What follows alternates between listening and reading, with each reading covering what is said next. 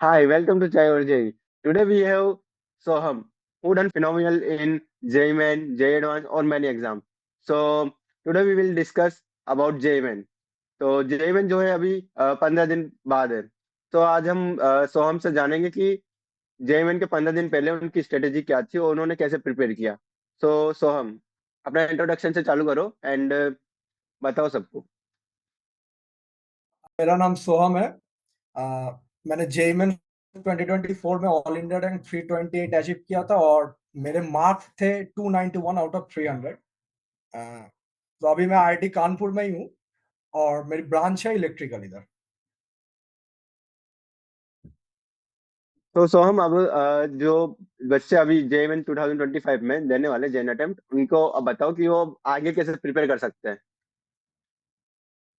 जैसे कि अभी जैसे 2 हफ्ते और उससे भी कम टाइम बचा है, तो अभी अपने प्रिपरेशन को सिमटना बहुत जरूरी होता है कि पहले हम जब 2 साल या उससे भी ज्यादा प्रिपरेशन करते हैं तब हम बहुत कुछ सीखते हैं, बहुत सारा नोट्स बनाते हैं, एग्जाम्स देते हैं।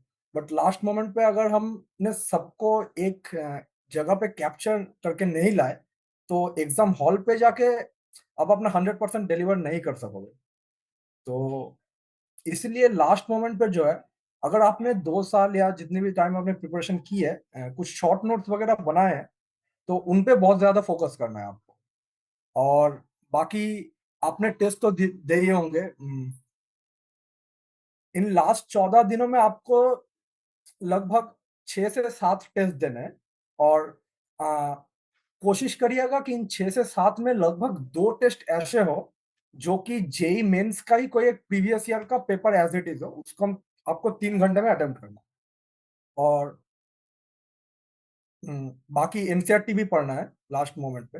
एनसीईआरटी सिर्फ इनऑर्गेनिक के लिए नहीं बोल रहा, एनसीईआरटी के फिजिक्स में जो लैब मैनुअल है या फिर जो लास्ट के कुछ चैप्टर्स है जैसे पोलराइजेशन हो गया, इन जैसे चैप्टर्स में बहुत स्पेसिफिक क्वेश्चन आते हैं जो बहुत थियोरेटिकल होते हैं। आप अपने अगर स्पेशली एनसीईआरटी को नहीं पढ़ा होगा तो आप उन क्वेश्चंस का आंसर नहीं कर पाओगे।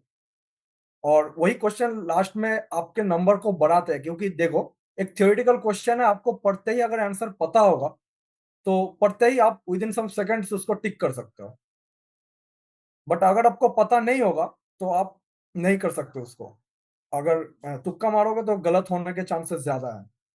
तो इन और अगर आप इन तरह के ऐसे क्वेश्चंस को अगर एग्जाम में डिलीवर नहीं कर पाते हो ना, तो बहुत बुरा लगता है, क्योंकि आफ्टर ऑल एक एक छोटा सा फैक्ट है जिसको अगर आपने एग्जाम के पहले पढ़ लिया होता तो फिर आपको एग्जाम में 4 मार्क्स आ गए होते। और अभी जो कंपटीशन बढ़ रहा है, उसमें ये 4 मार्क्स बहुत इंपॉर्टेंट होते हैं। बिल्कुल सोहम, जैसे आपने देखा भी था लास्ट ईयर की किस परसेंटाइल पे क्या रैंक चली गई थी और कितने मार्क्स चले गए थे। जैसे 27 जैन शिफ्ट वन में कितने ज्यादा मार्क्स पे 99 परसेंटाइल चली गई थी। तो तुम्हारी शिफ्ट कौन सी थी भाई जी में? हाँ, मेरा 27 फर्स्ट ही था वैसे। मुझे जितना याद है 240 कुछ पे 99 परसेंटाइल शायद एंटर हुआ था। और उसी अटेम्प्ट के बाद के कुछ शिफ्ट में वो नंबर 160 पे भी शायद, मतलब बहुत डिफरेंस था। तो आपके शिफ्ट पे भी डिपेंड करता है। बिल्कुल बिल्कुल। तो फर्दर ऐसे कौन से टॉपिक्स थे जो पर्टिकुलर सिर्फ जेएमएन में आते हैं, जो जिनका मतलब जेएमएन में कोई रोल नहीं है, जो मतलब बच्चे काफी सारे छोड़ देते हैं कि जेई आईआईटी की प्रिपरेशन करते करते जेएमएन में उनको जेएमएन के लिए प्रिपेयर नहीं करते हैं। इनिशियली जब वो पढ़ते हैं तो कुछ टॉपिक होते हैं जिनको जेएमएन से पहले पढ़ के जाना कंपलसरी होता है। जैसे स्टैटिस्टिक्स से सवाल 100% आता है, वेक्टर से सवाल 100% आता है। तो कुछ ऐसे टॉपिक्स बता दो। हाँ, जैसे जेई मेंस के कुछ एक्सक्लूसिव टॉपिक होते हैं, बट प्रॉब्लम ये है कि मेंस ने जो नया रिड्यूस सिलेबस दिया है, रिसेंटली दिया है पिछले साल, तो उसमें से ऐसे बहुत सारे टॉपिक्स हैं जिन जो सिलेबस में नहीं थे, बट उनसे भी सवाल जेई मेंस के शिफ्ट में आए थे। बाकी आप अगर एक्सक्लूसिवली कुछ छोटे छोटे टॉपिक्स की बात करो, जैसे कि मैथ्स में स्टैटिस्टिक्स हो गया, फिजिक्स में एक्सपेरिमेंट से थियोरेटिकल सवाल आ जाते हैं मेंस में, कभी कभी एडवांस में उतने देखने को नहीं मिलते। एडवांस में एक्सपेरिमेंट्स को प्रैक्टिकली अप्रोच करने पे उनका मैथमेटिकल क्वेश्चन आता है जनरली, बट मेंस पे थ्योरेटिकल क्वेश्चंस भी आ जाते हैं, तो उस पे फोकस करना है। बाकी जैसे मेंस के मैथ्स के सीक्वेंस सीरीज के सिलेबस से प्रोबेबली एजीपी हटा दिया था उन लोगों ने, बट अगर आप पिछले साल के शिफ्ट देखो तो फिर उधर पे बहुत सारे शिफ्ट पे एजीपी पे भी सवाल थे, ऐसा नहीं है कि जो हटा दे रहे उसमें से देंगे ही नहीं। तो ऐसा कुछ फिक्स करके नहीं चलना है कि ये तो सिलेबस में नहीं है इसलिए सवाल आएगा ही नहीं, इससे कुछ भी आ सकता है एग्जाम में। पैनिक नहीं करना है बस।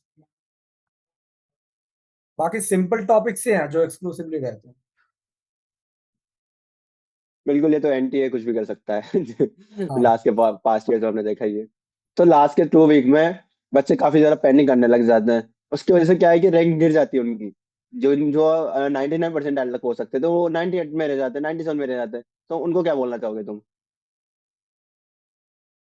देखो, लाइफ में ऐसा एक एग्जाम दे रहे हो जो कम्पिटिटिव है, मोस्ट प्रोबेबली सबके लिए पहला ही होगा। लगभग 13-14 लाख बच्चे अटेम्प्ट करते हैं, एग्जैक्ट फिगर मुझे पता नहीं है। तो उसमें से ये पैनिक होना काफी नेचुरल है, किसी एक बच्चे को नहीं हर एक को होता है। तो आपको उसी पे एम्फासाइज करना है, इसी पैनिक मुझे नहीं हो रहा है, सभी को हो रहा है पैनिक।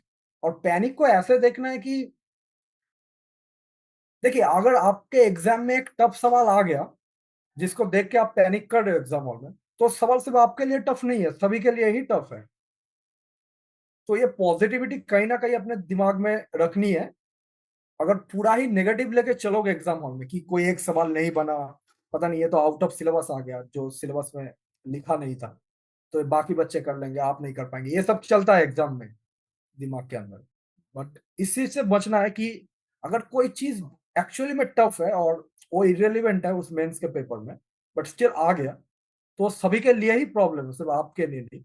और बाकी अक्रॉस शिफ्ट्स जैसे नंबर्स के बहुत सारे वेरिएंट्स देखने को मिलते हैं, बट आपका कंपटीशन तो आपके शिफ्ट के लोगों के साथ ही है, ये याद रखना। और बाकी अपने प्रिपरेशन पे कॉन्फिडेंस रखें, आप जो पढ़े उसी से होगा। आप इन लास्ट 14 दिनों में कुछ मिराकल ऐसा नहीं कर सकते। बिल्कुल। कुछ बच्चे, हाँ तो सो हम कुछ बच्चे होते हैं जो सोचते हैं कि जेई मेन का जेन अटेम्प्ट तो चला गया, अब हम फोकस करेंगे डायरेक्टली अपने अटेम्प्ट में। तो उनको क्या बोलोगे तुम? देखिए, ये जैसे कुछ बच्चों को डायरेक्टली पता होता है कि जेनेटेड में उनका प्रिपरेशन बहुत अच्छा नहीं रहा, तो वो बाकी 2 महीना एड ऑन करके अप्रैल में अपना बेस्ट देने की कोशिश करते हैं। ये गलत नहीं है, बट ऐसा मत कीजिए कि आपको पता है कि जनवरी अटेम्प्ट के लिए आपका प्रिपरेशन अच्छा नहीं है, इसलिए आपने एग्जाम सीरियसली दिया ही नहीं। आपको एग्जाम, एटलीस्ट अगर आप फोकस करें के ऊपर ज्यादा, तो आपको जनवरी अटेम्प्ट से वो एग्जाम हॉल में जो टेम्परामेंट होता है मेंस में, आपके आसपास बहुत सारे बच्चे कंप्यूटर में बैठ के एग्जाम दे रहे होंगे, तो वो जो टेम्परामेंट होता है एग्जाम हॉल का, एटलीस्ट वो अच्छे से रिसीव करना है उधर। और बाकी ऐसा भी हो सकता है, शायद आपका जैन अटेम्प्ट अप्रैल अटेम्प्ट से अच्छा चला गया हो, शायद अप्रैल अटेम्प्ट में आपका जिस शिफ्ट में एग्जाम गिरा था, तो वो शायद टफ था, इसमें कंपटीशन टफ था। बट शायद जैन अटेम्प्ट में आपका कंपैरेटिवली बहुत सारे फैक्टर्स होते हैं एग्जाम हॉल में, जैसे आपके नोन परसेंटेज के बेसिस पे कितना सवाल आता है। अगर आपने बहुत अच्छी प्रिपरेशन नहीं भी की होगी, बट फिर भी आपके, आप जितना जानते हो उसके बेसिस पे सवाल आ गए होंगे, वो बहुत ही मतलब रैंडम होता है वैसे, उस पर यकीन नहीं कर सकते पहले से। तो फिर आपका जैन अटेम्प्ट अच्छा जा सकता है, तो फिर आप अप्रैल अटेम्प्ट पे ज्यादा फोकस कर सकते हैं, बट जैन अटेम्प्ट को एकदम ही ओवरलुक मत कीजिए। और बिल्कुल बाकी बिल्कुल अगर आप जैन अटेम्प्ट में अपना बेस्ट दे सकते हो, तो आपको एडवांस के लिए ज्यादा टाइम मिलेगा ऑब्वियसली। बिल्कुल। तो तुम्हारे टेस्ट देने की फ्रीक्वेंसी क्या रहती थी? मैं लगभग 2 दिन में एक टेस्ट देता था। मैं एग्जाम के पहले जैसे मेरा फोकस टेस्ट पे बहुत ज्यादा नहीं था, मेरा फोकस था कि मैं चीजों को कितना ज्यादा एक शॉर्ट लिस्ट करके अपने अंदर ला सकूं, कि मैंने 2 साल में बहुत प्रिपरेशन की है, तो हर एक चीज मेरे पास होनी चाहिए जिससे मैं एग्जाम हॉल में क्वेश्चन को जल्दी टैकल कर पाऊँ। हर दिन ब्लाइंडली एक एक मॉक अटेम्प्ट करके जाना, उसका एनालाइज ना करना, ये सब से अच्छा है कि आप 2 दिन में एक टेस्ट दो, उसको अच्छे से एनालाइज करो, अपने वीक पॉइंट स्ट्रॉन्ग पॉइंट्स को अच्छे से समझो, एग्जाम के सिंस अभी 14 दिन ही बचे हैं, तो आपने वीक पॉइंट्स, अगर बहुत ज्यादा कंसेप्चुअल वीक पॉइंट्स है तो आई वुड प्रेफर कि आप उनको अभी छोड़ो। बहुत सारे थियोरेटिकल सवाल भी आते हैं मेंस में जो सिर्फ आपके मेमोरी के बेसिस पे सॉल्व हो जाते हैं, उन पे ज्यादा फोकस करो, अपने स्ट्रॉन्ग पॉइंट्स पे ज्यादा फोकस करो। जब मैं प्रिपेयर कर रहा था, मेरे भी सर ने बोला था कि अगर तुमने किसी टेस्ट का एनालिसिस नहीं किया तो तुम भूल जाओ कि तुमने टेस्ट दिया है, तुमने वो 3 घंटे हाँ, वेस्ट किए हैं। एग्जैक्टली, तो एग्जैक्टली। वही। सोहम के साथ आज का डिस्कशन हम यही एंड करते हैं। तो हमने बहुत कुछ अचीव किया है, जैसे जेई मेन में भी काफी अच्छी रैंक लाई है, एडवांस में भी। सोहम का आईआईसी बैंगलोर में भी हो गया था, आईएसआई कोलकाता में भी हो गया था। तो क्यों सोहम ने आईआईटी कानपुर को चूज किया? ऐसी वीडियोस हम फर्दर लाते रहेंगे। और आपको कोई स्पेसिफिक टॉपिक पे वीडियो चाहिए, सो डू कमेंट डाउन। तो एज ऑलवेज, ग्रैब योर चाय and keep studying, like share and subscribe. Thanks for watching. Thanks.